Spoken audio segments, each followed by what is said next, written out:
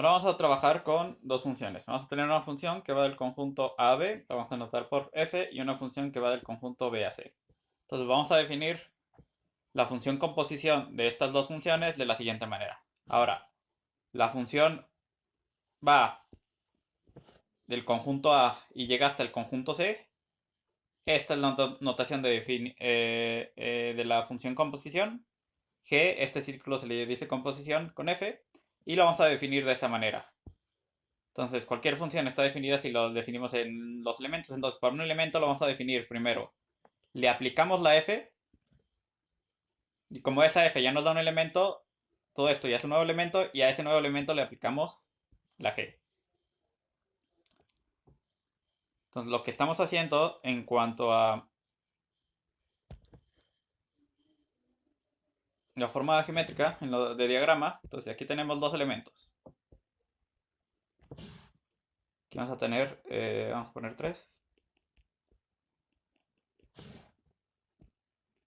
Aquí vamos a poner 2, por simplicidad.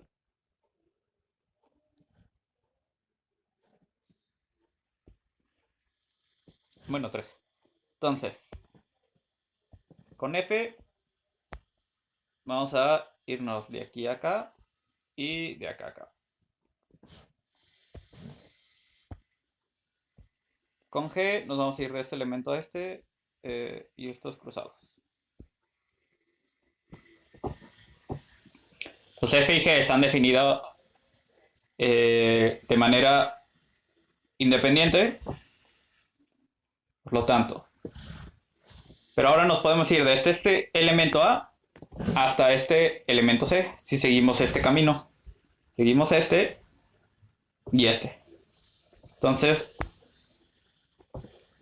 y de este elemento nos podemos ir hasta este elemento siguiendo este camino.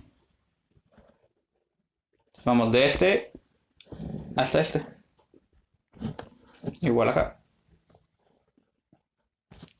Y aquí no importa, como la f no llega a este elemento, no importa que este quede vacío.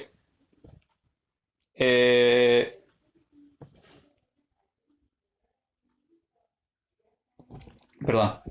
No importa que este quede vacío porque no hay ninguno que llegue a partir de A. Entonces, todo este, como de A a C, nos podemos ir por las flechas blancas. Esta es la composición. Y esta composición se lee, el orden se lee de derecha a izquierda. Primero se aplica la F y después se aplica la G. Entonces vamos a hacer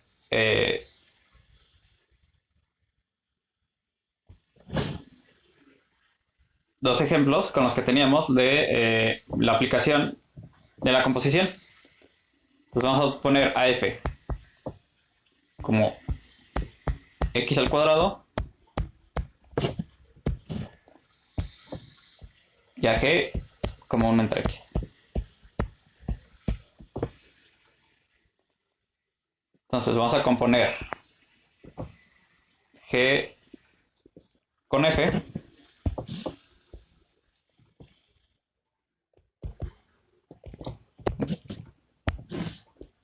hacer g compuesto con f. Entonces esto lo aplicamos a una x.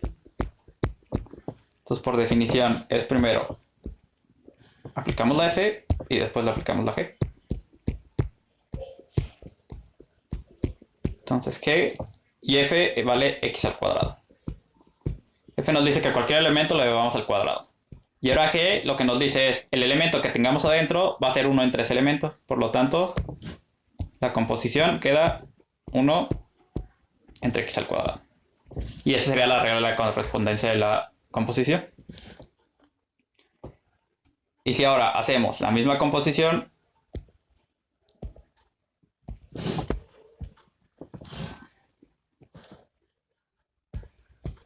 pero al revés,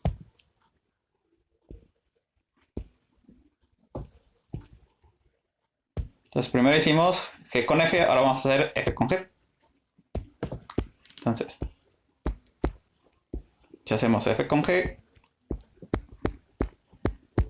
entonces por definición es, primero le aplicamos la f,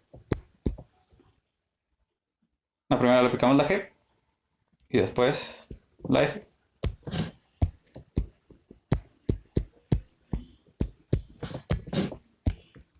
por definición es f, y aplicando la g es 1 entre x.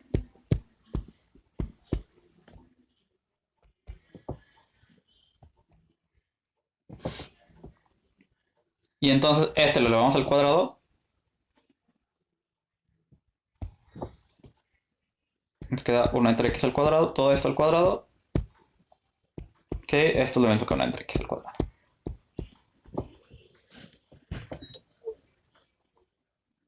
Entonces aquí resultó que es el mismo. No importa el orden de la composición, pero hay que tener cuidado porque por lo general esto no es igual. Como habíamos visto en grupos, si no importa el orden, era conmutativo, la composición no es conmutativa, se puede ver que es sencillamente que es asociativa. Entonces, si pensamos darle una estructura de mínimo de grupo a esta composición, necesitamos un elemento neutro. Entonces, el elemento neutro va a ser la función que hace que a cada elemento vaya consigo mismo. Y a esta función le vamos a llamar la función identidad. Y es obvio porque si hacemos la composición con esta función que es la identidad, entonces nos queda g aplicada a la función identidad. Esto nos queda, como es la identidad, ese x lo mandas a x, entonces esto ya nos queda g aplicada a x. Igual si lo hacemos del otro modo.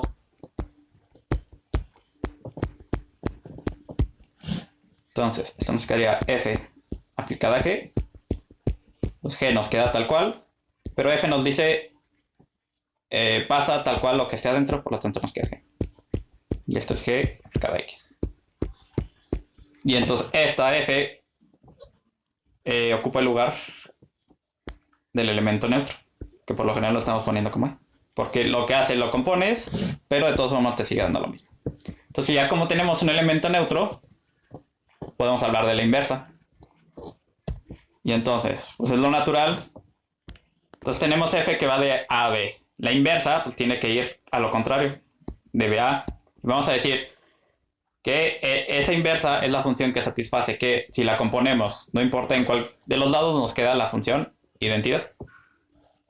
Y pues así se le denota a la función inversa como f a la menos 1.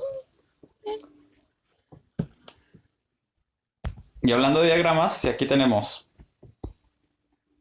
dos elementos y acá tenemos tres, y si definimos la función de esta manera, si esta sería nuestra f, pues la inversa sería irse en el orden contrario, sería así y así. Y si ven, este elemento está libre y habíamos dicho que en un dominio una función no tiene que quedar elementos libres. Entonces por eso esa es la importancia de ser su proyectiva, para que no nos queden elementos libres y quede tal cual conforme con la definición de función que dimos. Entonces, veamos ejemplos de las funciones inversas. Tenemos igual con los ejemplos que hemos estado manejando. F que habíamos dicho que va de los reales a los reales, tal que x lo manda al cuadrado. Entonces el proceso que se hace para obtener las funciones inversas, bueno, el más sencillo es despejar esa x. Entonces, si tenemos x al cuadrado es igual a y, si despejamos la x se despeja con una raíz cuadrada. Pero aquí, como sacamos raíz cuadrada, tenemos tanto más como menos. Y entonces nuestra función inversa sería la raíz, pero tenemos dos raíces.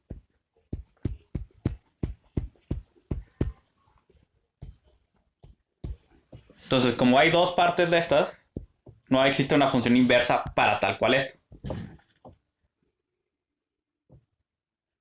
Y eso pasa porque la imagen Bueno, no es suprayectiva ni es inyectiva. Y podríamos limitarlo si decimos que la imagen, como habíamos dicho que era todos los positivos,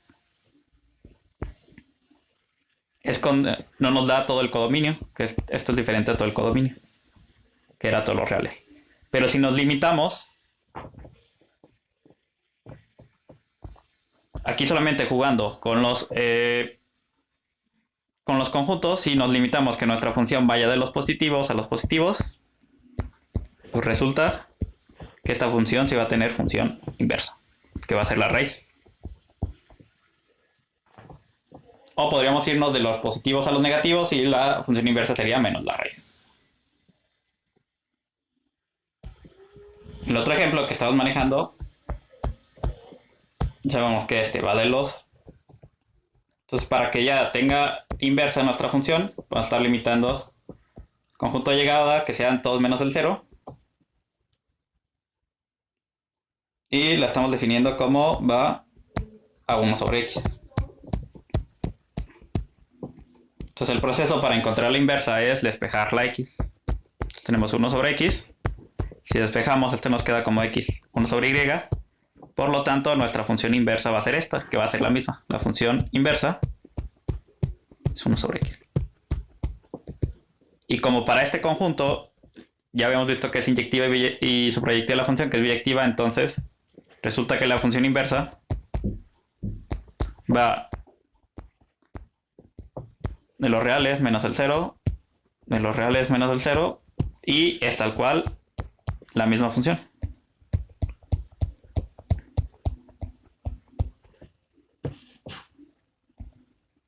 Esta es la función inversa. Y aquí tenemos un pequeño teorema que nos dice que si las funciones tienen inversas, que sea biyectiva, entonces la inversa tiene la composición tiene inversa y está dada por eso. Entonces tenemos que hacer la composición. Entonces estamos haciendo la composición. Toda esta es una función, la vamos a componer con la que estamos diciendo que es la inversa. Entonces la inversa estamos diciendo que es esta. Entonces, esto es por el lado derecho. Entonces lo que podemos hacer es, como es asociativa, podemos agrupar como queramos.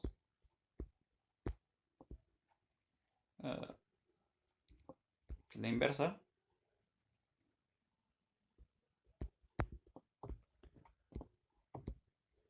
Queda esto. Entonces como estamos con la inversa g y con su inversa, sabemos que nos da la identidad, que lo voy a anotar por E. Nos queda esto. Y la identidad, como es la función que lo deja igual, entonces esto nos queda como f compuesta con la inversa de f, y esto es la función identidad. Entonces ya tenemos que esta es la inversa por la derecha. Ahora veamos si es la inversa por la izquierda.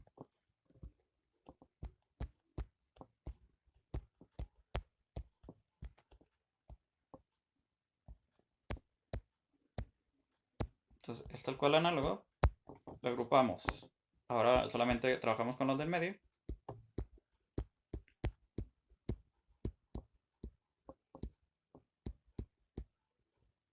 Eso, como están las inversas, nos queda la identidad. La identidad deja igual todo. Y como ya están las inversas, esto nos queda la identidad. Entonces ya demostramos que esa es la inversa de la composición. Solamente es intercambiar los órdenes de las inversas.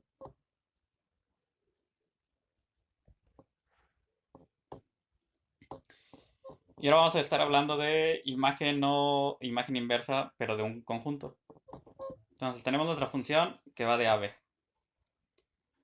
Agarramos un subconjunto del dominio y vamos a definir la imagen del conjunto C, tal cual con la definición natural son los B's, tales que existe un C en C, tal que F evaluada en el punto C es B. Entonces, aquí teníamos nuestro conjunto A, lo mandamos al conjunto B con la función F.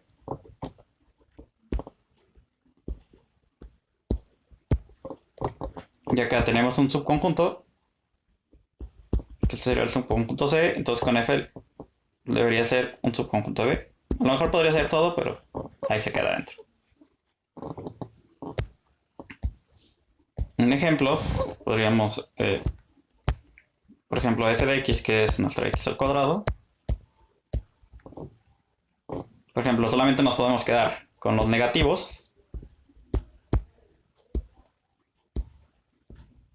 Y si le evaluamos al cuadrado todos los negativos, pues nos va a dar todos los positivos.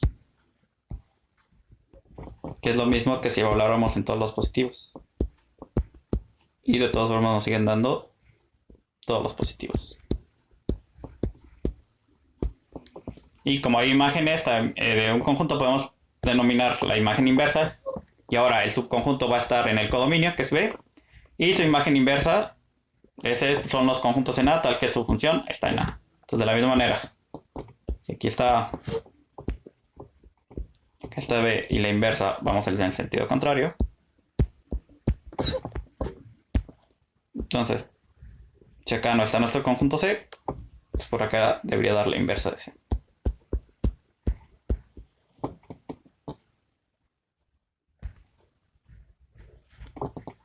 Entonces, un ejemplo. Tenemos nuestra función. Si ya conocemos quién es la inversa, podemos trabajarlo tal cual.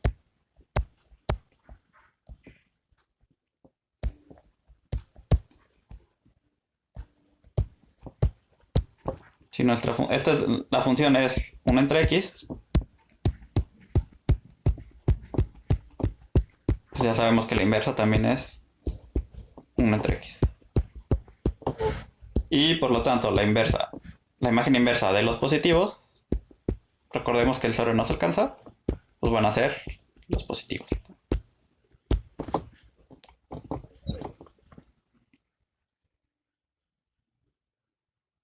Y de la misma manera, vamos a dar f de x al cuadrado.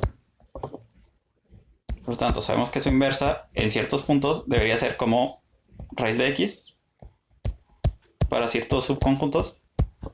Entonces, si sacamos la inversa, que es la raíz de los positivos, nos vuelven a dar los positivos. Y si ahora sacamos la imagen inversa de los negativos, entonces si a cualquier negativo le queremos sacar su raíz cuadrada, esta no existe en los reales. Por lo tanto, este conjunto es vacío. Y una clase especial de funciones se le llaman sucesión. Entonces, si tenemos un conjunto A, una asociación S en ese conjunto es cualquier función que va de los enteros a ese conjunto. Es decir, acá nuestro conjunto de partida son los naturales, que sería 0, bueno, perdón, desde el 1, 1, 2, 3, y así nos vamos hasta el infinito. Y acá está en A, entonces por ejemplo, a este lo mandamos a un elemento A1, a este el elemento A2, a este elemento A3, y así. Y eso sería una función. Una sucesión, y las sucesiones se pueden escribir de esta manera. Así, por ejemplo, un ejemplo, ya que escribiéndolo de esa manera ya no tenemos que cargar con toda la notación de función. Entonces, por ejemplo, podemos agarrar la sucesión en el cuadrado de manera, bueno, puede ser así o entre llaves, de manera que va, como vamos en los naturales, vamos del 1 hasta el infinito. Entonces, pues esta su imagen sería 1 al cuadrado, su primer elemento es 1 al cuadrado, el segundo es 2 al cuadrado, el tercero es 3 al cuadrado, 4 al cuadrado, y así nos vamos. Por ejemplo, la imagen ya sería 1, 4, 9, 16, y así nos vamos. Por ejemplo, la sucesión más famosa, la más famosa, pues la sucesión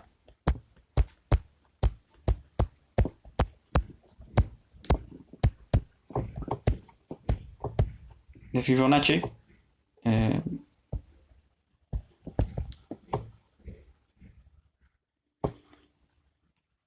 que se define de esta manera. Entonces, la definición es así: al elemento ahí lo mandamos. Para el primer elemento, el A1 y 1 es 1. Y para los de mayores de 1 va a ser ese ahí. Perdón, ese número era natural. Bueno. Y le sumamos el número anterior. No, sí, el elemento anterior.